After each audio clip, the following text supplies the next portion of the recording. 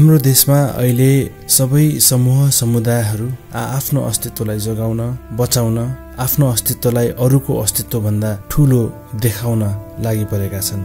हामीले हाम्रो अस्तित्व अरूले स्वीकारोस् भन्ने हो भने अरूको अस्तित्व पनि हामीले स्वीकार्नुपर्छ।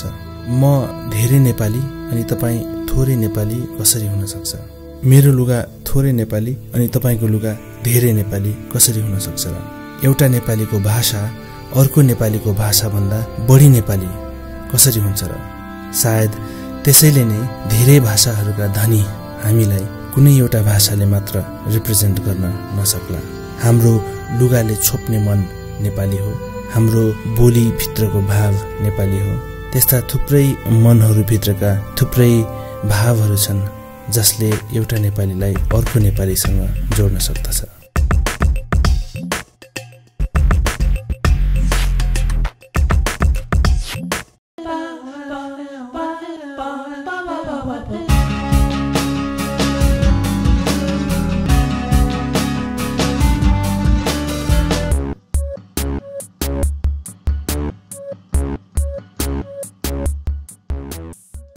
हामी नेपालमै जन्मेको, नेपालमा हुर्केको, त्यही नेपालकै नेपाली भनेको।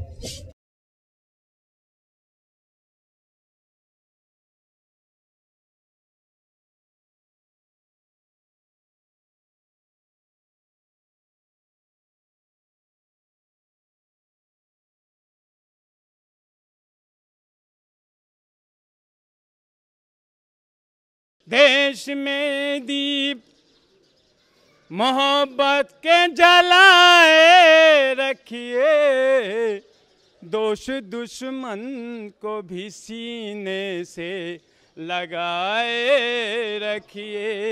आग नफरत की लगाते हैं, लगाने दो उन्हें, अपने इखलास से गुलशन को सजाए रखिए।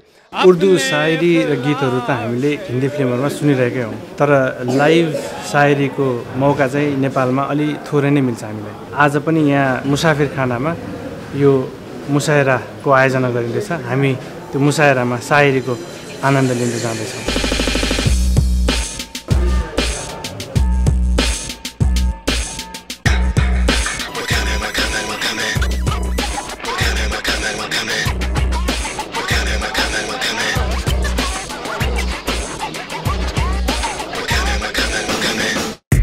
उर्दू ज़बान की बात करेंगे तो किसी एक मज़हब या किसी एक मज़हब के मानने वाले की ये ज़बान नहीं है, बल्कि ये सभी मज़हब, सभी जाति के लोग, हर इलाके की ज़बान को इसमें चुन करके उर्दू ज़बान बनाई गई है। फख्र से सर सदा जिसका ऊंचा रहा, जिसका रोशन अभी माजी और हाल है, जिसने तौक़े ग़ुलामी को पहना नहीं, सिर्फ ऐसा मेरा देश नेपाल है, सिर्फ ऐसा मेरा देश नेपाल है, सिर्फ ऐसा मेरा देश नेपाल है। वाकई हर शेर जो है वो अपना एक वज़न, अपना एक मकाम रखता है। जिसने तौक़े ग़ुलामी को पहना नहीं, वाकई जो है ये बहुत ही अहम बात है। और नेपाल के इतिहास में हर ज़बान के अंदर ऐसे जुमले आने चाहिए ताकि यहाँ जो हमारी नस्लें हैं उनको भी पता चले कि हमारा मुल्क एक ऐसा मुल्क है कि जिसने गुलामी को कभी कबूल नहीं किया। नेपालगञ्जमा यो मुस्लिम समुदायमा चाहिँ लाइभ शायरी मुसायराको चलन रहेछ र यहाँ मुसायरा हुँदा चाहिँ गैर मुस्लिम नेपालीहरूको पनि सहभागिता हुँदो रहेछ। आज यो जुन मुसायराले यहाँ जुन रौनक दिइरहेको छ, यहाँ राष्ट्रियताका भावनाहरू बगिरहेका छन्, एकताका भावनाहरू बगिरहेका छन्, सामाजिकताको भावनाहरू बगिरहेका छन्। यसले एउटा देशलाई यो नयाँ जोस र जाँगर यसले दिइरहेको छ। सन् 2001 को जनगणना अनुसार नेपालगञ्जको कुल जनसङ्ख्याको 28% मानिस मुस्लिम समुदायका छन्। मुस्लिमहरूको मातृभाषा उर्दू, गैर मुस्लिम नेपालीहरूका लागि हिन्दी जस्तो सुनिए पनि यो भिन्दै हो, यसको बेग्लै मिठास छ। नेपालगञ्जको मुस्लिम समुदायका धेरैजसो पाका मानिसहरूका लागि नेपाली भाषा बुझ्न र बोल्न गाह्रो हुन्छ। हामीले चाहिँ उर्दू अलिअलि बुझ्छौँ तर बोल्न चाहिँ सक्दैनौँ। त्यसैले उनीहरूसँग कुराकानी गर्दा हिन्दी भाषामा गर्नुपर्ने हुन्छ। आपके इस संघ के बारे में कुछ बता दीजिए। नेपालगंज में 2 संघ, दो अदब हैं, अदब यानी संघ, इसमें एक नेपाल उर्दू अदब एंड इस्लामिक अकेडमी और दूसरा है गुलजार अदब। और यही हम लोग जो है शेर शायरी, मुशायरे, कविताएँ और गज़लें और कहानियाँ, छोटे छोटे किस्से, ये सब हम लोग ना कहते सुनते रहते हैं, मुशायरे करते रहते हैं, नशिस्तें करते रहते हैं। कुछ रिसर्च का काम भी करते हैं? जी हाँ, करते हैं, रिसर्च के भी काम करते हैं। उसमें शायरी सिखाई जाती है, उसमें शायरी कैसे होती है, कहानियाँ कैसे लिखी जाती हैं और किस्से कैसे बनाए जाते हैं।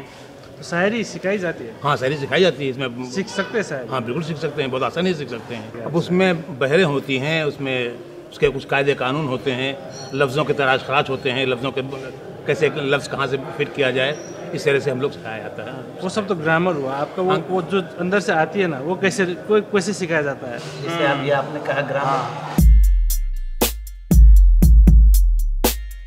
या बहरों का जानना, ग्रामर का जानना, ज़ुबान का जानना, अगर आप ये नहीं जानते हैं तो फिर मिठास नहीं है।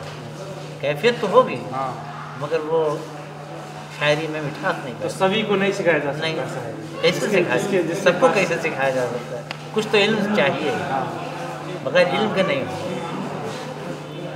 हम किसी ज़ुबान को जानते नहीं, किसी ज़ुबान के कवायद को नहीं जानते, उसके ग्रामर को नहीं जानते, तो कभी हम जो है वो स्त्रीलिंग का पुरुषलिंग बोल जाएंगे और कहीं पुरुषलिंग का स्त्रीलिंग बोल जाएंगे, तो सब बेमज़ा हो जाएगा। बस ये है असल में। अच्छा है कोई तीर या नश्तर भी ले चलो, कुछ यादगारे शहर सितमगर भी ले चलो, और यूँ कम नहीं है शीर बयानी भी आपकी, यूँ कम नहीं है शीर बयानी भी आपकी, चाहो तो आस्तीन में खंजर भी ले चलो। मुशायरा होता क्या है? मुशायरा चंद शायर इकट्ठा होते हैं और वो अपने अपनी गज़लें, अपने अपने अशार सुनाते हैं। उसमें कुछ लोग सुनने वाले भी होते हैं जो समझते भी हैं, और समझते हैं तो उसमें हम लोगों को दाद देते हैं, तो यहाँ तुमने अच्छा कहा है। यही है मुशायरा। कितने साल से कर रहे हैं सर? हम लोग कभी 30-35 साल हो गया। ज़रा सी देर में कितना वो बच्चा टूट जाता है, वही समझेगा ये जिसका खिलौना टूट जाता है। और संभल कर खेलना तुम मायनों से खेलने वालों, संभल कर खेलना तुम मायनों से खेलने वालों, ज़रा सी ठेस लगने से ये शीशा टूट जाता है। अब मैं थोड़ी सी उर्दू के बारे में आपको बता दूं। उर्दू दर हकीकत हिंदुस्तान की पैदावार है, बिल्कुल मानी हुई बात है, मगर इसकी मकबूलियत का यह आलम है कि दुनिया के बेशतर ममालिक में ये ज़बान बोली, लिखी, पढ़ी, समझी जाती है।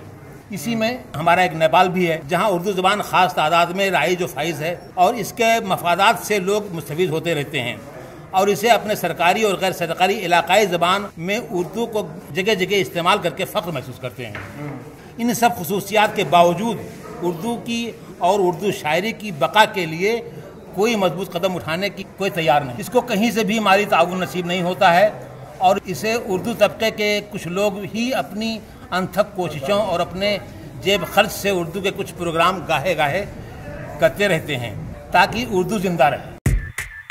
हर तरफ दिल जोड़ने की बात का, हर तरफ दिल जोड़ने की बात का, दरमिया में वास्ता नेपाल है, दरमिया में वास्ता नेपाल है। हम सभी नेपाली आसान एक हैं, हम सभी नेपाली आसान एक हैं, और हमारा आपका नेपाल है, और हमारा आपका नेपाल है।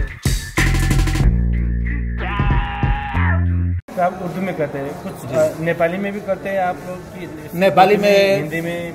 नेपाली में नहीं करते हैं, मगर नेपाली अदबों में हम शरीक होते हैं। कभी कभी एक आध गजल कही भी है, कभी कभी कहे भी जाती है। यहाँ गजल का धारा कविता गीत बन्दछन्, चराका ताना झैँ हाम्रा गीत सङ्गीत बन्दछन्।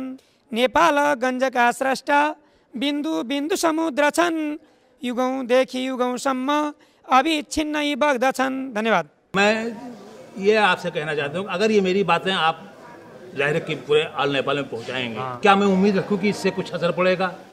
हाँ, उम्मीद दुनिया कायम है, उम्मीद तो रखना ही चाहिए, रखना चाहिए। हमारा यही उद्देश्य है कि वो देखे, सीखे और उसको भी कुछ और ज़्यादा सीखने के लिए जी प्रेरित हो। तो खैर तमाम ज़बानों बात है, मगर हम खास तौर से अपनी उर्दू के लिए बात कर रहे हैं। उर्दू को भी अब इसमें उर्दू के लिए आपसे हमारी गुजारिश है कि आप इसके लिए कुछ कोशिश भी करें। हम लोगों का मकसद भी वही है कि हम ये चाहते हैं कि हमको भी फलने फूलने का मौका मिले। हमारी ज़ुबान जो है, हमारी ज़ुबान जो है, इसी ज़ुबान में हमारी एक तहज़ीब है। अगर हम ये चाहते हैं कि हमारी तहज़ीब ज़िंदा रहे तो इस ज़ुबान को हमें ज़िंदा रखना पड़ेगा। और मैं यही पैगाम जो है पूरे मुल्क में पहुंचाना चाहता हूं कि अगर वो चाहते हैं कि हम अपने मुल्क में अपने उसको सालमियत को ज़िंदा रखें तो बहरहाल इस ज़ुबान को सीखना पड़ेगा, इस पर अमल करना पड़ेगा। इसको जैसे भी दामे दरमे कदमे रखना है, जैसे भी लोग इसकी कर सकते हैं इसकी मेहनत करें। तेरी चाहत कहाँ पे ले आई, तेरी चाहत कहाँ पे ले आई, तुझसे मिलकर भी बेकरारी है, तुझसे मिलकर भी बेकरारी है। जिंदगी नाम को हमारी है, मुझसे पूछो चमक सितारों की, मुझसे पूछो चमक सितारों की, मुझसे पूछो चमक सितारों की।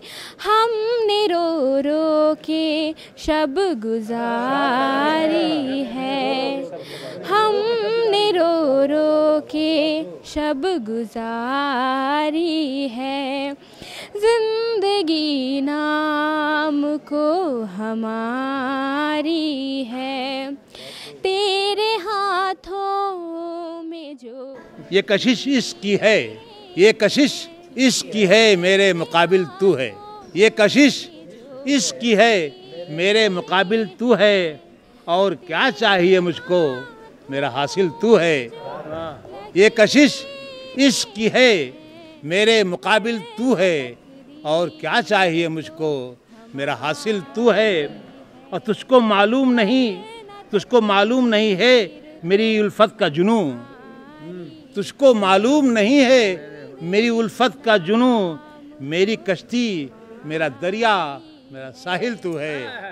तुझको मालूम नहीं है मेरी चाहत का जुनू, तुझको मालूम नहीं है मेरी चाहत का जुनू। मेरी कश्ती मेरा दरिया मेरा साहिल तू है।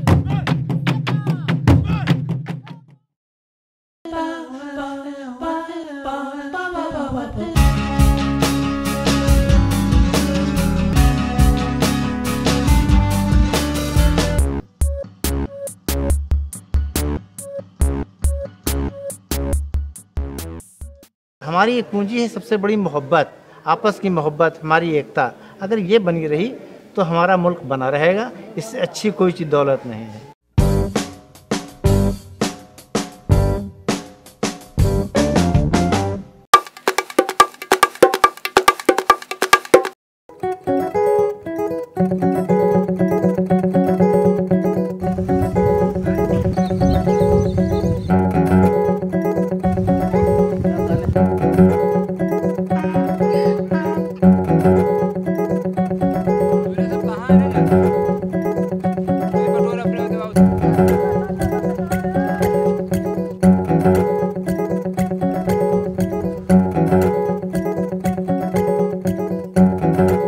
नेपालगञ्जको बजारमा घुम्दाखेरि हामीले यहाँ धेरै गधा खच्चडहरू देख्यौँ बाटोमा र त्यो किन रहेछ भनेर बुझ्दै जाँदाखेरि चाहिँ हामी यो एमपी स्कुल रोड भन्ने ठाउँमा आयौँ।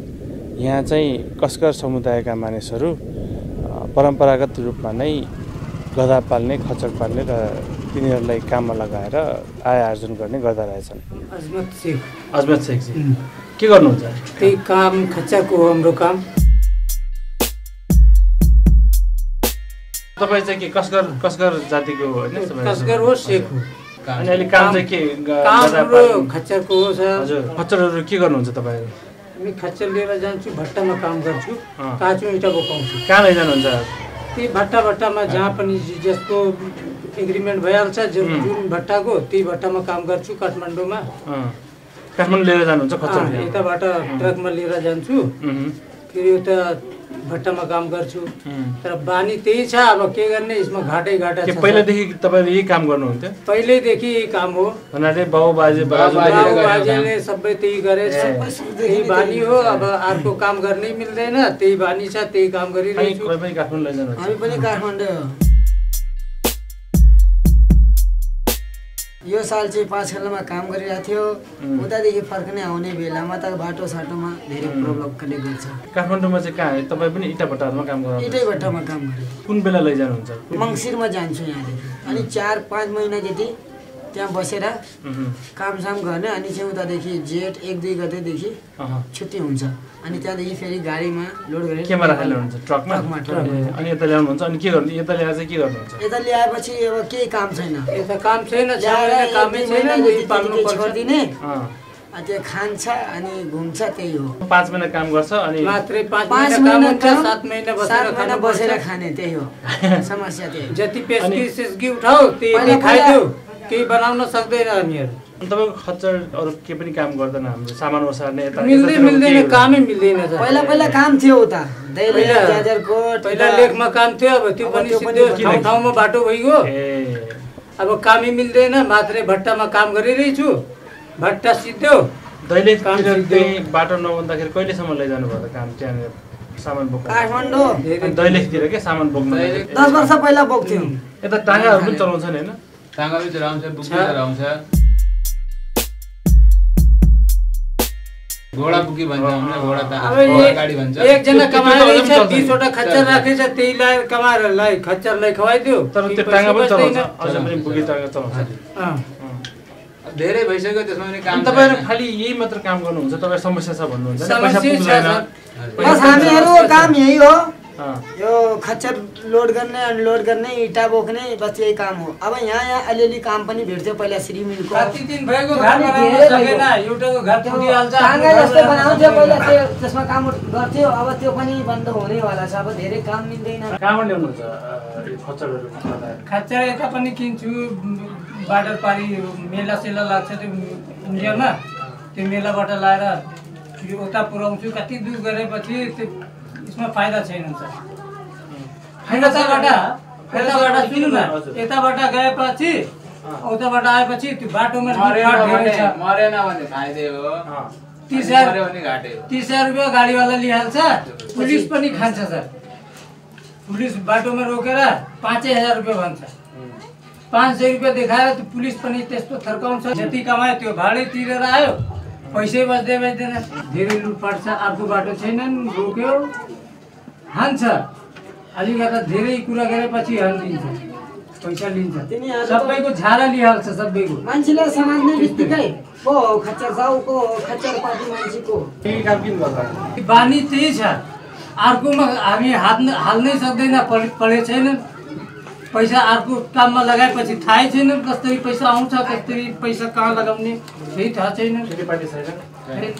व्यापार पनि केही छैन, पसल केही पनि छैन, मात्र एउटा खच्चरको व्यापार थियो, त्यो पनि बन्द भइगयो।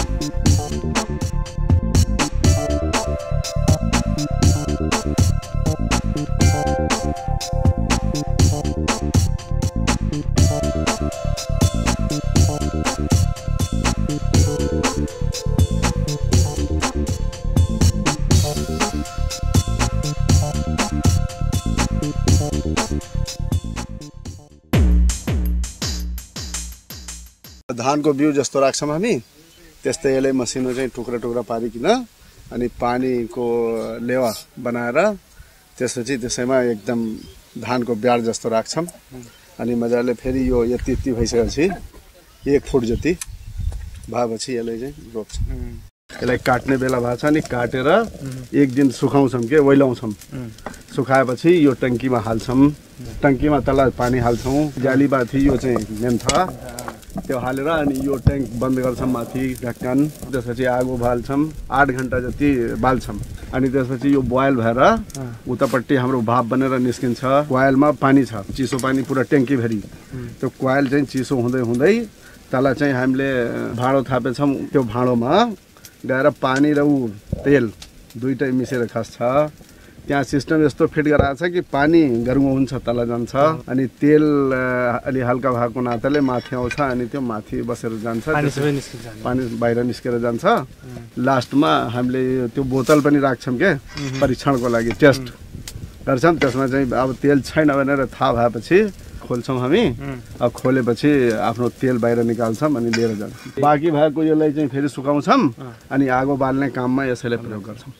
विशेषै खट्नुपर्छ यसमा के धान रोपे जस्तै कि 1-1 बोट रोप्नुपर्छ। बहुत गाह्रो छ यसलाई गर्नु के तैपनि हामीलाई यसको मूल्य छैन। कम्तीमा 2000 रुपियाँ हुनुपर्ने 1200-1300मा बिक्री हुन्छ। औषधिमा भन्छन् के अरे चाइनाबाट आउने सुचु के भन्छन् त्यसमा प्रयोग हुन्छ। इन्डियाको बिक्स केमा प्रयोग हुन्छ। त्यसपछि सिकाकाई तेलमा भन्छन् तर आफूले देखेको छैन के केमा प्रयोग हुन्छ भने आफूलाई सुनेको कुरो मात्रै हो।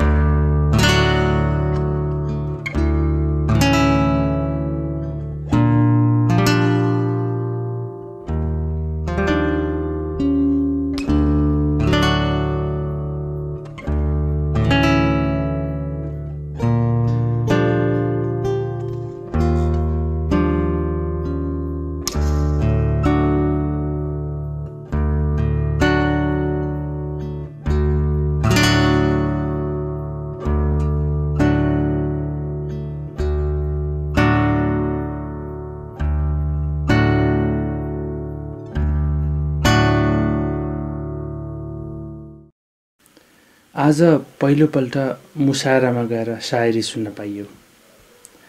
उर्दू त्यसै पनि मिठो भाषा, त्यसमाथि पनि सायरी। भनिन्छ कविता सायरीहरूको सम्बन्ध दुःख अभावसँग बढी नजिक हुन्छ रे। अभाव दुःख सङ्घर्षका बेला यस्ता सायरीहरू कविताहरू र कलाहरू निकै राम्रो सृजना हुन्छ रे। आजको मुसायरामा पनि पढिएका सायरीहरूमा दुःखका कुरा थिए, पीडाका कुरा थिए, प्रेमका कुरा थिए, अभावका कुरा थिए, केही गुनासाहरू थिए, केही आग्रहहरू थिए अनि देश प्रेमको कुराहरू थियो, नेपालको कुरो थियो। सायद यस्तै विभिन्न भाषाहरूमा, संस्कृतिहरूमा र परम्पराहरूमा अभिव्यक्त हुने भावहरू हुन् नेपाली। नेपाली भनेको हाम्रो मातृभाषा हैन, पुरै राष्ट्रभाषा हो। राष्ट्रिय भाषा नेपाली हो। नेपाल पनि एउटा नेपाल हो।